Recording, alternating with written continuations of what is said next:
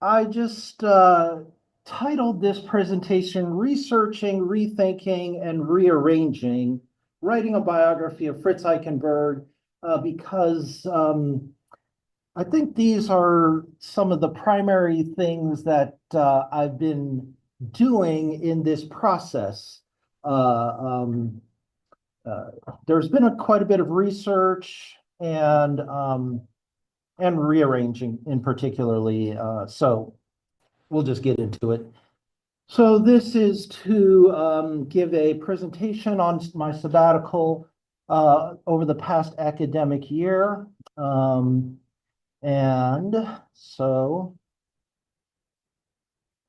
one of the major things that I wanted to focus on for my sabbatical, my proposal as well, talked about this, is to revise my dissertation on Fritz Eichenberg into a book for publication, a biography of Fritz Eichenberg. So a few sources that are out there. There's a few articles um, that are biographies of Fritz Eichenberg in some local newspapers or a newsletter of the Society of Friends and things like that. There's this book in 1977, some 13 years before Fritz Eichenberg's death. So there's some time where he continued to work that is not included in this. This is a collection of some of his work, and next to each page where he shows some of his work, he gives some description of what was going on in his life at that time. Um, and it is chronological, so in some ways it is somewhat of a biography or an autobiography. He is the one who wrote most of the text of this. There's also Works of Mercy, which is a collection of interviews, essays, and it conveys some of Fritz Eichenberg's life as well. But what I'm working on is to be a full monograph kind of biography of Fritz Eichenberg, since there is not one out yet. Um, a major point for me in this process was a faculty writing group in spring of 2021. Dr. Jackie Clark was kind of the lead person arranging that. In my dissertation, one of the things that I accomplished in this faculty writing group, at least it got me thinking about this and how to. One thing that I knew that I needed to do was I have 3 chapters in here that elaborate on the relationship between creativity and spirituality. And so the dissertation is a case study in that. So I elaborate on what Fritz Eichenberg is a case study of for about 3 chapters. And I felt like at that point, this was what was necessary for the dissertation. And I got to a point writing the dissertation where I thought, I can't simultaneously write this dissertation and think about how this would work as a published book. I just need to focus on writing a dissertation. Um, and now I see that some audience could be interested in what my ideas are about a relationship between creativity and spirituality. Another audience might not be that interested in that and just want to know more about the life of Fritz Eichenberg. So in my mind, I'm taking 3 chapters, taking the 6 chapters and splitting 3 chapters, separating them, and then focusing on these are chapters that I'm setting aside for other things. And here are 3 chapters on Fritz Eichenberg. And my own chapter 3, I think I might be the first one to study Fritz Eichenberg and set up this kind of categorization of periods of his life. And so my chapter 3 gives an overview of his life. It's about 80 pages. After this faculty writing group, I came up with, now here is a new chapter arrangement. I will break up and rearrange a whole of what I have into these chapters, which will be also an overview of his life, but a little bit more narrative. I think one thing when I look at this arrangement, career development from 1920 to 1947. In 1933 was a major event where he and his family relocated from Germany to the United States. I just kind of grouped that in with the whole stage of his career development. But as far as a person's life and a biography, that makes sense to kind of note that change within these chapters. So this has been the arrangement that I've had for some time. Now, one thing is that my dissertation and this book, I really focus on something that he wrote in 1984, Artist on the Witness Stand, a pamphlet for Pendle Hill Society of Friends Quaker Publishing Company. I'm actually going to go ahead and let me pause for a moment. Now, the thing is, Artist on the Witness Stand is another kind of autobiography of Fritz Eichenberg. It's maybe about 30 pages, but you can also see as you'll, it's still quite brief. And he wrote that in 1984, the last decade of his life. And I realized that as I was writing, he publishes this in chapter 7. And I'm trying to kind of elaborate on things as they come along in this chronological narrative. So I don't really get to talk about this, or I kind of allude to it, but I kind of save my elaboration on this until chapter 7, the end. So the whole story, my biography is kind of building up to this in this kind of arrangement. A variety of reasons over the sabbatical that I started to think, I don't know if I really, there's other problems with this kind of chronological arrangement.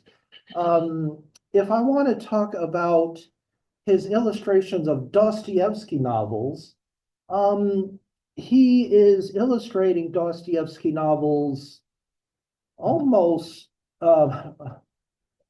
every decade of his life. So so then in the previous arrangement, I don't really get to talk about Dostoevsky all at once. I'll mention that he illustrated Crime and Punishment and talk a little bit about that.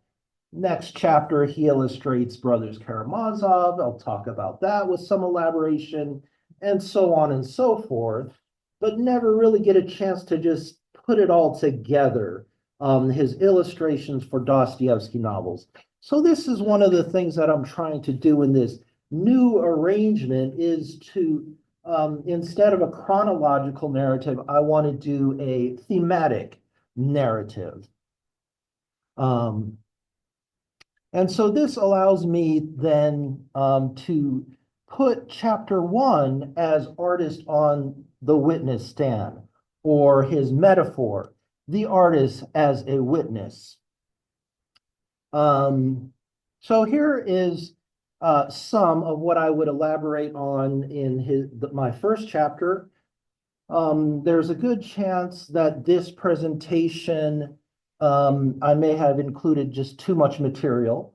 So we'll see how far we get. And I would probably want to stop at some time to take questions rather than speak all the way up to the end of the time period. In Artists on the Witness Stand, Fritz Eichenberg talks, here are some quotations. Artists are witnesses of their time. They reflect the events swirling around them. I am pleading for art with a conscience, for art as witness, for using the gifts we have received by a higher dispensation for humanity's benefit. He describes, he read voraciously by intuition with no one to advise him. He remembers Dostoevsky, Tolstoy, Gorky, Dickens, and Balzac were always at the top of his list and shaped his mind, inspired him with new ideas, made him aware of how universal the suffering of humanity is, especially for the poor and oppressed. Most of the artists and writers I admired had labored under the problems of all nonconformists, people of conscience and integrity who were sensitive to human frailties. The artist with a social conscience walks a thorny path, sensitive to the illnesses of their time and giving expression to their concern in any medium. They are bound to run up against the guardians of the status quo. Art is not a popularity contest, nor is it apt to make you rich, as history records. Your conscience and the strength of your convictions must back you up. So that's a little bit of kind of his idea of what an artist is. And so that is something that I really wanted to bring out right at the start instead of waiting up until chapter 7 to be able to talk to that. The last chapter, I wanted to really kind of bring that out at the front, that this is how he sees the role of the artist, and he's talking about himself, how he sees himself as an artist. Now, one thing, if I am giving a thematic arrangement rather than chronological, I thought, is this going to end up like a Quentin Tarantino movie where non-linear, you get confused, you think, well, wait a minute, this happened, but I thought that character was dead. So I realized if I had chapter 2 about his family and spirituality, I could just talk about some very basic outline of his life without having to go into the details that I would want to go into later chapters. So it actually works out with chapter 2 to give this very basic outline of his life. And here I'm also tying in my sabbatical, where I will give an overview of Fritz Eichenberg's life. And also my sabbatical this past year was to visit places, cities that were important in Fritz Eichenberg's life. So I visited Cologne, Germany, the city where Fritz Eichenberg was born and raised.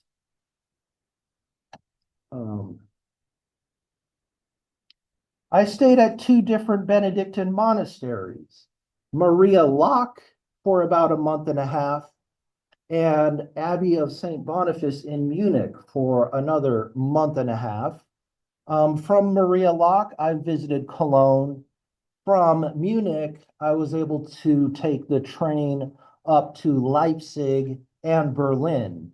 Leipzig, the city where Fritz Eichenberg studied art, where he met his wife, and Berlin, the hometown of his wife Mary, and where they relocated after they both graduated from art school, and where Fritz Eichenberg began his career. So here are some images of some really quite amazing Benedictine monasteries I was blessed and fortunate to stay at. Maria Lach. I wish I had more time to talk about. These are just kind of along the way. And then St. Boniface in Munich. Continuing on the theme of Fritz Eichenberg's family and spirituality, I wanted to visit the museums of Jewish history and culture. Fritz Eichenberg was from a Jewish family. I say that rather than just to say that he was Jewish, in the sense that religiously, his family had kind of minimal observance of Jewish practices. So he describes himself as being Jewish, but not a very big part of his identity. Now, when it comes to it, he realized that part of his identity was prominent enough for him to want to get himself and his family out of Germany in 1933. Here are some museums of Jewish history and culture I visited, and also when I was in Munich, visited Dachau, the concentration camp there. In spring of 2024, I was mostly in New York City. I spent about a week in Washington, D.C., and also visited the U.S. Holocaust Memorial Museum there. So in 1933, Fritz Eichenberg, the year that Adolf Hitler came into power, Fritz Eichenberg arranged to travel through South Central and North America. He was essentially an illustrator slash journalist. He would write articles and provide illustrations of these articles, kind of like a Time magazine, a Life magazine in Berlin. Here is one thing from the U.S. Holocaust Memorial Museum in Washington, D.C., that this represents the number of people, most likely prominent, mostly Jewish, on waiting lists for visas to the U.S.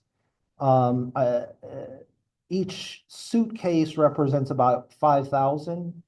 Here is the waiting list in 1933, 34, 35, 36, 37, 38. You can see the suitcases go down to the floor. 39 and 40 kind of like off the charts, where I wasn't able to even get all of that into the photos. So Fritz Eichenberg was onto something very early to leave Germany with his family in 1933. So a big part of my being in New York was being in the position of a visiting scholar at Fordham. And it was a professor that I took a course with at Boston College, Father Tom Massaro, who advocated for me to become a visiting scholar at Fordham. And ultimately, I was able to spend time in mostly the libraries of Rose Hill campus in the Bronx, as well as Lincoln Center campus in Manhattan. All of New York being in the territory of the Lenape people. In 1933, the Eichenbergs, October of that year, sail across the Atlantic into New York. That is also the year that the Catholic worker movement begins. So there's a separate story here. This was also another issue as I was writing this biography that I wasn't sure as I was giving the biography of Fritz Eichenberg, should I simultaneously give a little bit of Dorothy Day's story up until they meet in like my chapter 4, or should I just leave Dorothy Day out? And then once Fritz Eichenberg meets her in chapter 4, elaborate on her story. So that is another thing that seems to flow a little bit better with my newer arrangement. It was just a few years after coming to the US, about 3.5 years, that his wife suddenly became sick, immediately rushed to a hospital, and suddenly died of an abdominal abscess. And this really sent Fritz Eichenberg into deep depression and ultimately kind of a spiritual crisis. From that crisis, he became a Quaker. And he describes being in contact with a professor at Swarthmore College about becoming a Quaker. And so I was able to visit Swarthmore College archives in August 2019. And then it is in 1949 that he meets Dorothy Day at Pendle Hill, a conference center that is maybe within 1 mile of Swarthmore College. And so Dorothy Day, being one of the co-founders of the Catholic worker movement, being in New York, I was able to visit the Catholic worker community that has 2 locations within a block of each other in East Village of Manhattan. I went to several Friday night meetings. I helped fold copies of the newspaper and just visited whenever I could. And also to visit the Dorothy Day Center at Manhattan University in Riverdale, New York, becoming a little bit more familiar with the geography of New York, where I was thinking Manhattan University is the Bronx. Native New Yorkers were happy to inform me that it's not really the Bronx, it's Riverdale. So, okay. So Dorothy Day, she is a convert to the Catholic Church. She converted in her mid-20s. She, in her early years, was in radical left politics, sort of in between communist, socialist, anarchist, wobbly type of groups. And she wrote for the masses up until her conversion in her mid-20s. After her conversion, she wasn't really sure what direction her life was going to go in. And so a major part of her conversion was her pregnancy, and kind of really inspired her to um, think about raising her child with some kind of religious education and context. Um, it wasn't until Dorothy met Peter Morin, a Catholic Frenchman who had come to the US. Uh, and Peter Morin really had a strong vision of applying Catholic social teachings to society. And this really resonated with Dorothy and seems to be something that she hadn't been able to find on her own. If we think of this being in the 1920s, the Catholic Church not really having as much writing specifically about applying Catholic social teachings to society, unless you know where to look.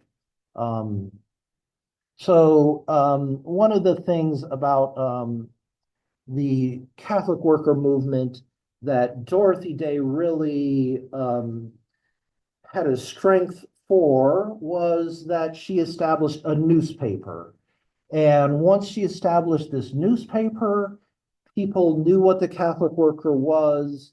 Their subscriptions were in the hundred thousands, and they were able to receive donations to do work, houses of hospitality that could provide room for those in need, and oftentimes meals on a daily basis for those in need. Another chapter here then. So that chapter gives kind of just an overview of Fritz Eichenberg's life. So now I can go into some other aspects in more detail. When I was in Cologne, I was able to visit this museum that Fritz Eichenberg writes about an occasion where he met a Catholic priest who was a curator at the Schnutgen Museum. Schnutgen Museum is primarily medieval religious art. And this priest and art historian gave Eichenberg a copy of a book, The History of European Satirical Art, as it's translated by other sources, the title being translated by other sources. And from this book, Eichenberg is introduced to Francisco Goya and Honoré Daumier. These are artists that he will continue to think of as his great inspirations. Here are a few occasions where I did some translation from that text that is not translated into English. Oftentimes I pause and see if anyone wants to take a crack at translating, and sometimes I have people who have translated some of this, but I'll just kind of go ahead that this is that Goya is not a satirist in the ordinary sense. Goya is the biggest pessimist who has ever lived, a relentless nihilist, believing nothing and respecting nothing. His satire, there is some humor in satire, kind of whimsical, playful, whereas Goya as a satirist is really pretty heavily sarcastic, is kind of the satire. It's pretty biting. Here is an example from Goya from Los Caprichos that I consider an example of Goya's perspectives, his satire, but gives some idea of Eichenberg's spirituality. From Los Caprichos, this looks like a monk's or maybe a friar's habit. And the women here below are kneeling with very pious looks. They are paying reverence to a member of a religious order. But if you look, you see the hands are the branches of trees. Los Caprichos are kind of surrealistic, dreamlike images. And to me, this also shows in this whole series, Goya is um, poking fun of the Catholic Church, religion, the Inquisition. He's poking a lot of fun on uncritical piety. And I think that is what is conveyed here. And so my original impression on seeing some of Fritz Eichenberg's art was that his illustrations for the Catholic Worker made me think he is a very religious and presumably devout to some degree artist.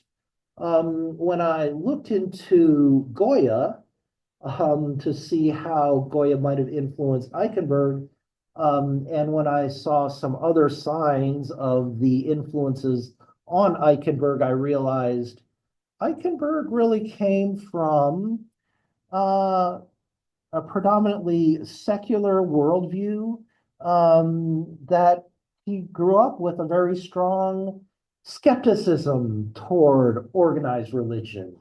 Um, so that was interesting to see. Here is actually one of his illustrations for Ullstein Publications, where he was providing illustrations in the 1920s. A husband and wife, this is called The Abyss with a chasm in between. Kind of exemplar of his own illustrations, looking at some of the follies and foibles of humanity and society in general. And he also, in the artist on the witness stand, identifies a variety of artists who inspired him, and also uh, points out other political cartoonists who he also has a great appreciation for. Thomas Nast, Art Young, Oliphant, Herblocks. So I've also been looking into these various political cartoonists as well. Now, beyond that, he was very, most of the art that he produced was illustrations for books. In his early years in Germany, he illustrated books that were published Till Eulenspiegel, a German collection of stories, Gulliver's Travels, and Dostoevsky's Crime and Punishment. By the time he came to the US, he started to get jobs doing children's book illustrations, such as Puss in Boots. And then in 1936, he was given an opportunity to provide illustrations for an edition of Crime and Punishment. And it is during this time that his wife tragically dies, and he kind of eventually finishes his illustrations in 1938. This is a portrait of George Macy, who was a book publisher in New York, who had the idea of high quality books. People would pay a subscription, a yearly subscription, and they would get I think a book a month that were high quality materials and illustrated by many very well-known artists. That was founded in 1929. Here are a few of the different kinds of books that were published within that kind of publishing company. And also quite well-known artists. I don't think I put it on here, but also Picasso illustrated a book in that as well. Fritz Eichenberg was able to illustrate many books for Heritage Press Limited Editions Club. And you can see from already that Fritz Eichenberg was highly attracted to illustrating Russian literature. Yeah, more of the books that Fritz Eichenberg illustrated. So actually, kind of the first trip of my sabbatical, you could say, but June 2023, I was able to visit archives of George Macy at the University of Texas, Austin. And it's really kind of, I can see how you would think of this as very boring material to look through. These are the records and correspondence between George Macy and Fritz Eichenberg. When do you think you'll have your illustrations ready? What kind of paper do you want to use? What kind of font do you want to use? All of these just details. But for me, it was very fascinating because it's one of the ways of actually piecing together. If I look at a book like Crime and Punishment, and it says that this is released in 1938, I don't really know where Fritz Eichenberg is in the process. How much time was he working on these illustrations before it was published? And so this is what actually gave me the information to know that he started illustrating Crime and Punishment before his wife died, and that his wife died in that process. And there's a few other occasions where I'm able to piece together what he's illustrating, what he has started illustrating, even if it isn't published yet, when certain life events are occurring. So that was quite fascinating to get all of that. In the 1940s, was one of his very productive decades of illustrating. This is an illustration from Wuthering Heights. It's maybe one of his more familiar illustrations. If I were to show some of his illustrations for Tales of Edgar Allan Poe, would be another one that people may recognize as well.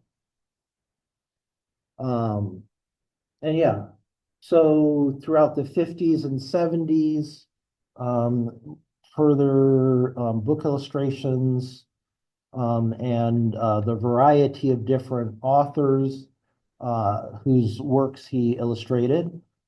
When I was in New York, I stayed at International House in Morningside Heights, near Columbia University. And while there, I was able to set up to give a presentation that I called Marginal Art, Printmaking as Book Illustration. It ended up having a focus on his illustrations for Jonathan Swift's Gulliver's Travels. There are, I guess the other thing about this chapter on his book illustrations, you can see some idea of this mountain of literature that somehow I am climbing on to try to understand the role of his book illustrations and the works that he is illustrating. Up until this point, I had really put a lot of focus on reading the works of Dostoevsky. When I was giving this presentation, I thought, another very important book in Fritz Eichenberg's life is his illustrations for Gulliver's Travels. It's something that one of the first books he illustrated while he was an art student, and then one of the first books he illustrated when he came to New York and started to illustrate for Limited Editions Press and Heritage Press. And it was quite exciting to see how short the book was, and how lighthearted the book was. Now Dostoevsky can have its funny moments, but as I was reading this and preparing for this presentation, I thought the one thing that I really hope to get when I'm making this presentation is to kind of see, as I'm reading Gulliver's Travels, what about Gulliver's Travels would have appealed to Fritz Eichenberg. So without getting into too much of this, Gulliver's Travels has these 4 trips, 4 voyages, and it is in part 4, the voyage to the country of the Houyhnhnms, that are a place where horses are the most advanced species, and humans are doing the work that horses would do, or some of this. There's further elaboration I can make on that, but I'm gonna move on. I was also able to make multiple trips, being in New York long enough to get a New York Public Library card and make trips to the main branch. And this is where I was able to find a lot of the children's books that Eichenberg had illustrated. So that was interesting to see. Actually, many more than those listed here. And as I thought, I realized I probably put too much in here that I wouldn't be able to cover. So I think I'll have to go ahead